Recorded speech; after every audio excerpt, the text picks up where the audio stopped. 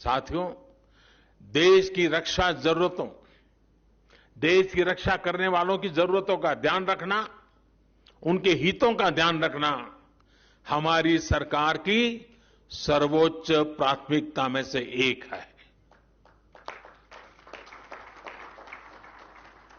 हिमाचल प्रदेश के हमारे भाइयों बहनों को आज भी याद है कि वन रैंक वन पेंशन को लेकर पहले की सरकारों का क्या बर्ताव था। 4 दशकों तक हमारे पूर्व फौजी भाइयों को सिर्फ वायदे ही किए गए, कागजों में सिर्फ 500 करोड़ रुपए दिखाकर ये लोग कहते थे कि वन रैंक वन पेंशन लागू करेंगे, लेकिन किया फिर भी नहीं। आज वन रैंक वन पेंशन का लाभ देश के लाखों पूर्व फौजियों को मिल रहा है। सिर्फ एरियर के तौर पर ही केंद्र सरकार ने लगभग 11,000 करोड़ रुपए पूर्व फौजियों को दिए हैं। हिमाचल प्रदेश के भी करीब करीब 1 लाख फौजी साथियों को इसका लाभ मिला है। हमारी सरकार के फैसले साक्षी हैं कि हमने जो फैसले किए वो हम लागू करके दिखाते हैं। देश हित से बड़ा, देश की रक्षा से बड़ा हमारे लिए और कुछ नहीं है। लेकिन देश ने लंबे समय तक वो दौर भी देखा है जब देश की रक्षा हितों के साथ समझौता किया गया। देश की वायुसेना आधुनिक फाइटर प्लेन मांगती रही। वो लोग फाइल पे फाइल, फाइल पे फाइल, कभी फाइल खोलते थे, कभी फाइल से खेलते थे। गोला बारूद हो, आधुनिक राइफलें हो, बुलेट प्रूफ जैकेट्स हो, कड़ाके की ठंड में काम आने वाले उपकरण और अन्य सामान हो, सब कुछ ताक पर रख दिया गया था।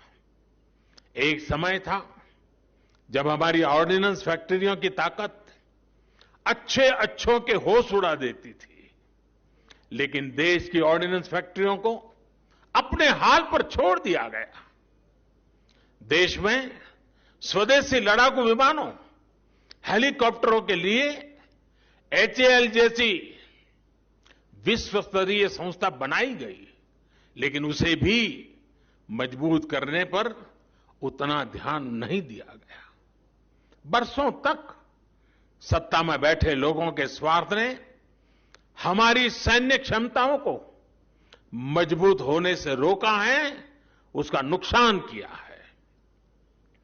जिस तेजस लड़ाकू विमान पर आज देश को गर्व है, उसे भी इन लोगों ने डिब्बे में बंद करने की तैयारी कर ली थी। ये थी इन लोगों की सच्चाई, ये है इन लोगों की सच्चाई। साथियों, अब आज देश में ये स्थिति बदल रही है। देश में ही आधुनिक अस्त्र शस्त्र बने, मेक इन इंडिया हथियार बने, इसके लिए बड़े रिफॉर्म्स किए गए हैं। लंबे इंतजार के बाद चीफ ऑफ डिफेंस स्टाफ की व्यवस्था अब हमारे सिस्टम का हिस्सा है। इसे देश की सेनाओं की आवश्यकताओं के अनुसार प्रोक्योरमेंट और प्रोडक्शन दोनों में बेहतर समन्वय स्थापित हुआ है। अब अनेक ऐसे साजो सामान हैं जिनको विदेश से मांगने पर प्रतिबंध लगा दिया गया है।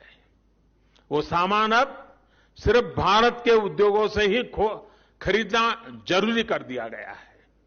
साथियों, भारत में डिफेंस इंडस्ट्री में विदेशी निवेश और विदेशी तकनीक आ सके, इसके लिए अब भारतीय संस्थानों को अनेक प्रकार के प्रोत्साहन दिए जा रहे हैं।